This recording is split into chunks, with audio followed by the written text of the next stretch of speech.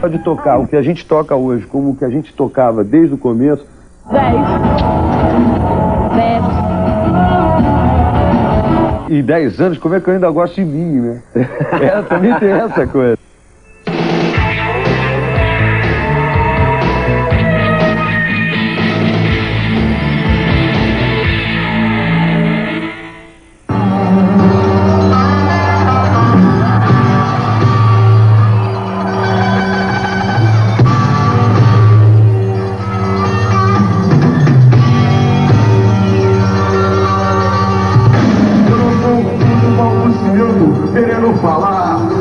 Se eu não fosse do Barão, se eu ouvisse o Barão, eu acharia uma banda muito, muito legal, porque é verdadeira, é uma banda que faz aquilo que gosta, entendeu? Não tá por moda, não tá preocupado com moda, com onda.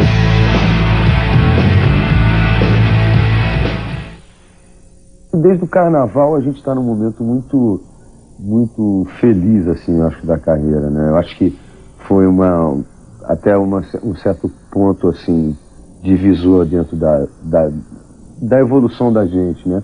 Sempre que você faz um disco novo, tem uma mudança forte. Em primeiro lugar, por causa do tempo. Acho que entre um LP e outro tem um tempo muito grande da coisa da composição, dos arranjos, até o disco chegar ao público. Eu acho que você próprio já mudou. A gente procura cada vez aprimorar, não numa coisa de fazer uma coisa completamente diferente, mas de misturar novas informações ou misturar de maneiras diferentes os dados que a gente tem e que a gente vai pegando com a existência da gente, com as coisas que a gente vai assistindo, né? A gente está botando um disco novo na loja agora e é um momento que a gente já passou, na verdade, que a gente já fez as músicas. Então, acho que o artista está sempre um pouco na frente, né? Mas se você quiser, tudo pode acontecer no caminho. Acho que o artista está sempre um pouco na frente, mas né? Se você quiser, sou pedra, flor e espinho. O Barão agora, eu não sei, eu costumo dizer que parece uma colcha de retalhos, né? Que agora tem tanta, assim, o Barão antigamente era nós 5, né? O Maurício, eu, Guto Frejá e Cazuza. E agora tanta gente mudou, tanta gente saiu, só ficaram 2.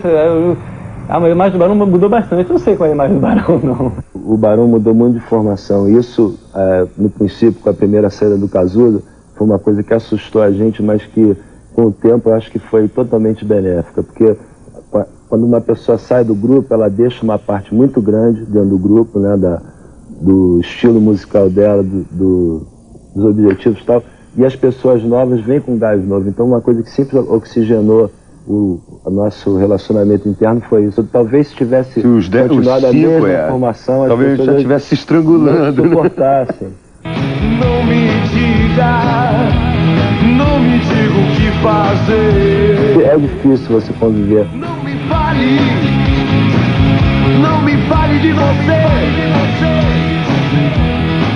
Mas se você... O Barão, fui eu e o Guto, né, que fizemos. A gente estudava junto, na época de colégio ainda, adolescentes, e tivemos a ideia de fazer uma banda e chamei o Dé, já tinha tocado com o Dé, e através de amigos também conhecemos o Roberto e por último o Cazuza. Eu era amigo do Maurício, quando frequentava a casa dele, a gente era garotão, começamos a tocar até no mesmo dia. Eu, ele e um outro amigo nosso, a gente resolveu ser músico no mesmo dia. Vamos ser músico? Vamos.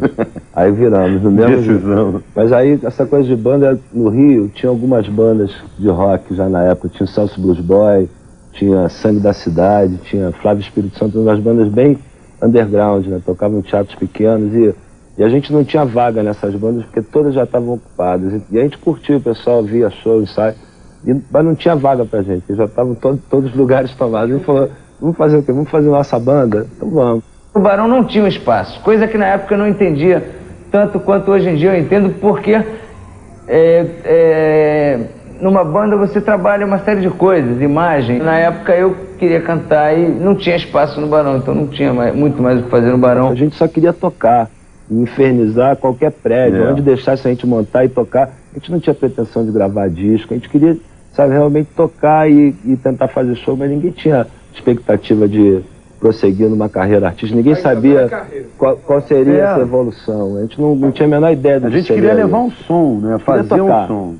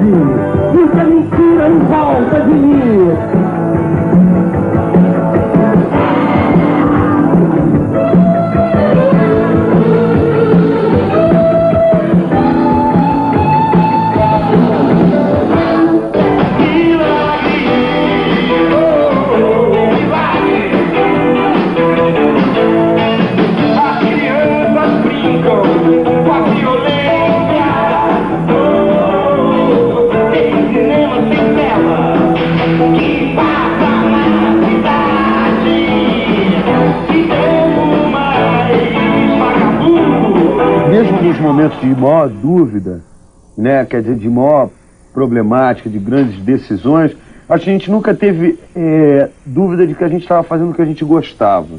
De que a gente estava, aquele grupo, além de fora gravar disco, ou seja, a gente podia brigar com qualquer pessoa que fosse, por mais inoportuno que fosse aquela discussão, porque na verdade a gente estava brigando pelo que a gente gostava de fazer. A gente lançou o primeiro disco, não aconteceu nada, o segundo disco não estava acontecendo nada, de repente o Ney gravou uma música, começou a tocar, aí foi, já estamos lá em cima vendendo 100 mil cópias, depois o Cazuza saiu, pumba, de novo, lá embaixo, quer dizer, foi uma coisa assim, heavy metal. A gente fazia rock, mas na verdade a gente era consumido como uma banda pop, ou seja, as pessoas gostavam, o grande público gostava, a gente tinha uma popularidade por uma coisa de sucesso de rádio e de televisão, você tá entendendo, de mídia.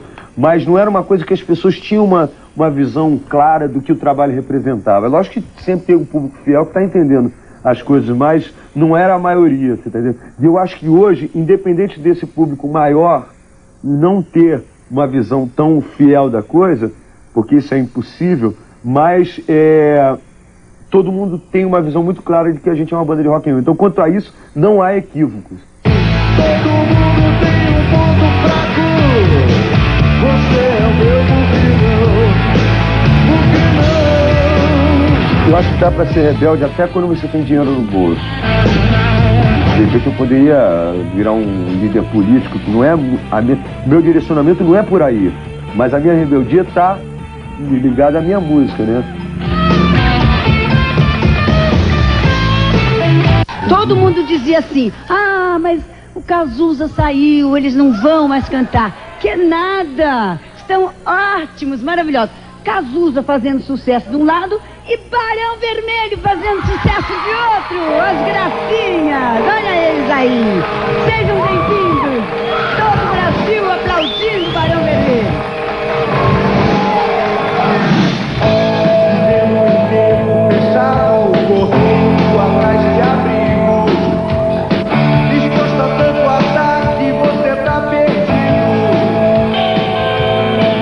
Eu, pelo menos, nunca cheguei a pensar na hipótese dele sair. Apesar dos conflitos serem bem, na época, né, terem sido fortes, eu nunca achei que ele sairia. Assim, foi uma surpresa pra mim. Ele falou... O Cazuza era um porra louca, entendeu? Era um completo porra louca. Subia no palco e falava absurdos, sacou? Fazia discursos políticos, discursos libertários, entendeu? Era um louco, sacou? Era um porra louca em cima do palco. E o Frejá não, o Frejá é uma pessoa super concisa, né? Não, falou pra mim e pro Guto naquele dia, porque eu e Guto estávamos lá. Eu soube só do veredito final, do processo dele de... Na verdade, por exemplo, antes da gente gravar o Bete Balanço, e antes do Pro Dia Nascer Feliz fazer sucesso, ele falou, pô, se essa coisa não der certo, eu acho que eu vou parar, eu vou fazer outra coisa. Eu falei, pô, você tá louco, cara. Né? E já, quer dizer, aí do Mar Abandonado veio aquilo, acalmou essa ansiedade do sucesso, né? Só que aí isso se transformou numa coisa, quer dizer, numa expectativa para um outro lado, ou seja, para ele direcionar única e exclusivamente o que ele queria fazer. E para isso ele teria que estar fazendo um trabalho solo. Eu ando tão down, eu ando tão down. Outra vez vou me esquecer, pois nessas horas pega mal sofrer. Aí falou, olha, eu não tô a fim de gravar, acho que não é o que eu quero fazer um lance meu, eu acho que de repente vai criar muitos problemas, porque eu tô com muita certeza do que eu quero fazer pra mim, e eu acho que a magia também já não é mais a mesma e tal. Era uma coisa que eu já tinha discutido muito com ele, porque eu falava, se você tá insatisfeito, você quer fazer algumas coisas sozinho, faz um disco solo, mas não precisa sair do grupo. Porque tem coisas que você só vai... Porque ele, depois, ele não tinha percebido isso tanto. Ele depois é que ele percebeu que ele nunca mais ia conseguir tocar rock and roll.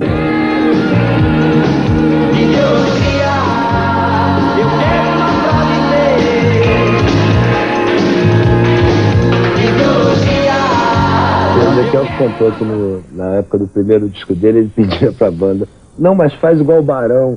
Aí o Ezequiel, mas você saiu do Barão, pra que você quer? Eles tocam igual Barão, uma coisa doida.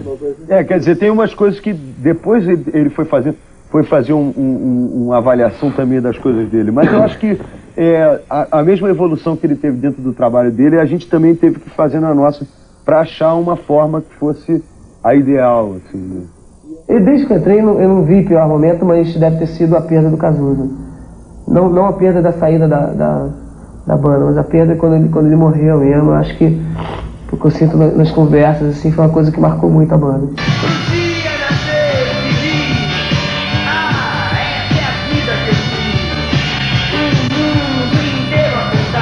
Era espontânea a coisa. Ele fazia as letras, o Frezar fazia as músicas, a maioria também tinha poucas músicas, mas era uma coisa natural. E todo mundo curtia o que estava sendo feito e o resultado. Então não tinha nada muito combinado, sabe? Era uma coisa que o que a gente estava vivendo estava satisfazendo a todos. Segui a tua estrela, o teu brinquedo de estar fantasiando em segredo o ponto onde quer chegar. O teu futuro é duvidoso. Eu vejo grana, eu vejo dor. Aí chegamos no ensaio e tocamos a primeira música e começou a berrar lá. Deu um agudo fantástico. Deu uma nota, foi o único agudo que ele deu na vida dele pra impressionar a gente. Aí todo mundo adorou. Ah, você é um cantor. Aí fizemos o grupo, foi uma coisa bem espontânea. O Guto conhecia o Léo Jaime do Emoções Baratas, que era um bar aqui no Rio. E chamou ele pra tocar. O Léo Jaime detestou o som do grupo, achou um horror, ficou horrorizado. Não, vocês tocam muito alto e tal, mas eu conheço um cara amigo da onça, né? Conheço um cara que vai gostar de vocês. Aí indicou o Cazuza pra gente, e depois de uma semana assim, mais ou menos, a gente começou a ensaiar com o Cazuza. Pô, ele é filho do João Araújo. João Araújo? Que isso? Quem é João Araújo? Não, presidente da Som Livre. A gente falou, presidente da Som Livre. Também cagou pra gente. Não tinha essa coisa do disco. A gente até uma grande diferença, eu acho, das bandas de hoje para as da nossa época. A gente só queria tocar. Você é tão fácil, menina mimada. Se deixe broxinho e queixas. O primeiro disco que nós produzimos juntos, o Barão assinou a produção junto com o Ezequiel. E eu acho que era o momento mais forte, realmente, da banda, em termos de união e de saber que a gente poderia dar certo e que estava tudo correndo bem. É verdade. Aí, na excursão do Maior Abandonado, que deve ter durado um ano e meio, é que a coisa deu uma... Que aí começou também a rolar uma neurose muito grande, porque a gente era garoto, eu tinha o quê? 20 anos, o bolso assim de dinheiro, lotado, podia entrar em qualquer loja e comprar um carro. E, pô, todo mundo com dinheiro e deslumbrado, vamos pra lá, entra nesse hotel, sai do Maxud, entra não sei aonde, e aquela coisa que você não sabe nem porquê. E aí começou a ficar insuportável, porque eu não queria tomar mais café da manhã com o outro, não queria ir no mesmo ônibus. Ah, cadê o meu carro? Eu só vou no meu carro, no carro dele eu não vou. E aí começou a ficar uma coisa chata. Pra um dia nascer feliz, essa é a vida que eu quis. O mundo inteiro acordar e a gente dormir.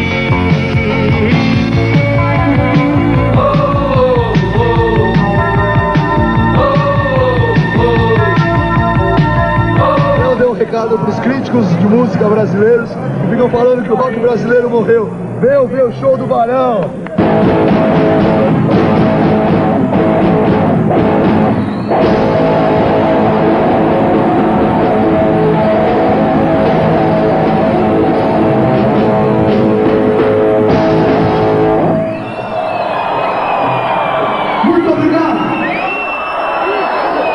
Barão, assim, pode não é um super vendedor de disco, assim, de vender várias cópias, mas tem um público super fiel que adora e que...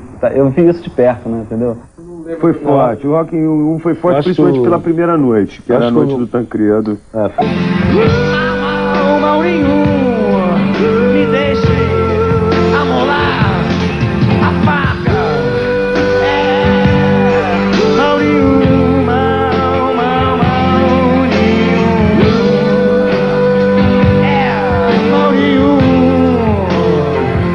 Maurinho. Me deixe presente o que eu fiz pra quê?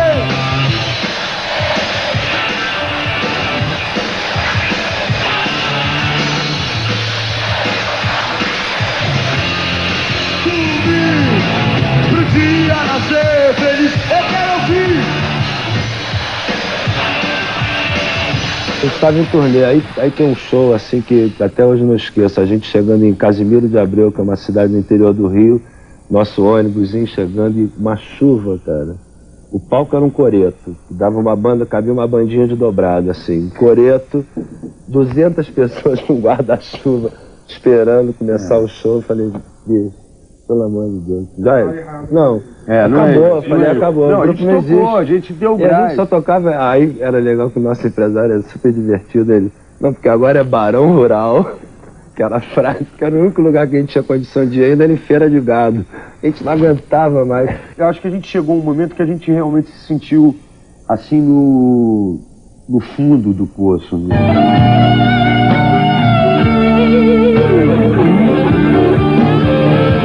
O poeta não morreu, foi ao inferno e voltou. No fundo do poço mesmo. Conheceu os jardins do Éden e nos contou.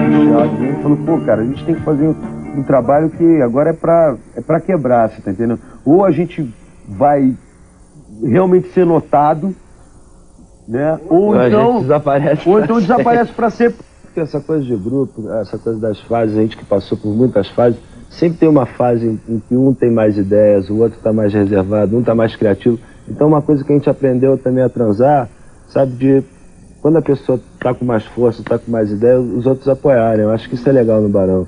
Essa coisa de você comprar a ideia mais forte, que é o benefício do grupo. O primeiro show foi uma loucura, porque eles me deram uma fita para me escutar, né? Que eu conhecia o Barão assim, mas eu não tinha disco, assim, eu ouvia as coisas do rádio e tal. E não sabia todas as músicas do Barão, né? Sabia os hits, né? Eu tive 2 dias para ouvir as fitas, não teve ensaio nem nada, entendeu? A gente não ensaiou. Então, no quarto do hotel, eu fiquei no mesmo quarto do Frejá nessa noite, ele me passando umas coisas. Foi aquela loucura, eu nem sei como é que aquele show saiu. Eu fui chamado para fazer o show de lançamento do Declare Guerra. Eu sei que o Guta que teve a ideia de botar percussão e tal. Era só para fazer o show de lançamento aqui do Rio e lá em São Paulo. Aí acabei ficando. Fui chamado porque eu conheci primeiro o Frejá e o Guto. Eu participei de um projeto chamado Zé Ru, que foi feito com o Zé da Gaita, o Guto Goff, o Roberto Frejá, um show de músicas do The Who no Circo Voador. Depois, quando aconteceu o lance da saída do Cazuza, aí eles me chamaram para tocar. Isso foi em 85. O Lobão tinha parado com a banda, ele resolveu mudar a banda durante um tempo.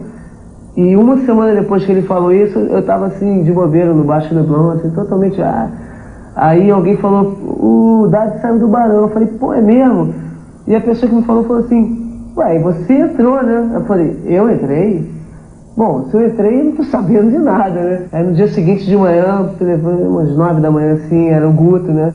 Eu acho que a gente, eu, Frejá e o Duda, que é o nosso empresário, acho que a gente cuida da parte administrativa do grupo. A gente tem um escritório que a gente gerencia e escolhe o que vai fazer. Agora, a parte musical é dos 5 atualmente, é uma coisa bem democrática. Lógico que o Frejá sempre foi a pessoa que teve mais a parte autoral maior, foi ele, desde o início do grupo. É uma coisa natural. Acho interessante também que o Barão consegue ter uma personalidade muito forte, tendo vários letristas, quer dizer, são várias pessoas de fora, né, escrevendo, além do Guto e do Peninha, agora fez uma letra e tal, mas o Jorge Salomão, por exemplo, a Dulce Cantal, pessoas de fora escrevendo para o Barão e tendo a cara do Barão. O Cazuza obrigou o Barão a falar sério, a ser assim, falar sério, as gargalhadas e transgredindo tudo. E era uma espécie assim, de fúria e folia. Nisso, quando o Cazuza saiu, o Barão sentiu necessidade de continuar falando essa mesma linguagem.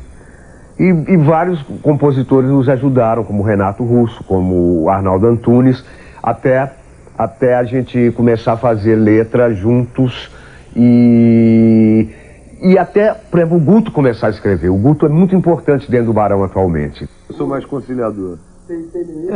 Eu não engulo hipocrisia, é uma coisa assim pra mim que falsidade é ou a pessoa é ou não é. Então, quer dizer, o negócio de contar história, eu tenho 29 anos, não dá mais pra... eu já, por exemplo, eu me divirto em ver o cara mentindo na minha cara. Você tá entendendo? Eu acho genial, acho mais genial é ele achar que tá me enganando. Você tá entendendo?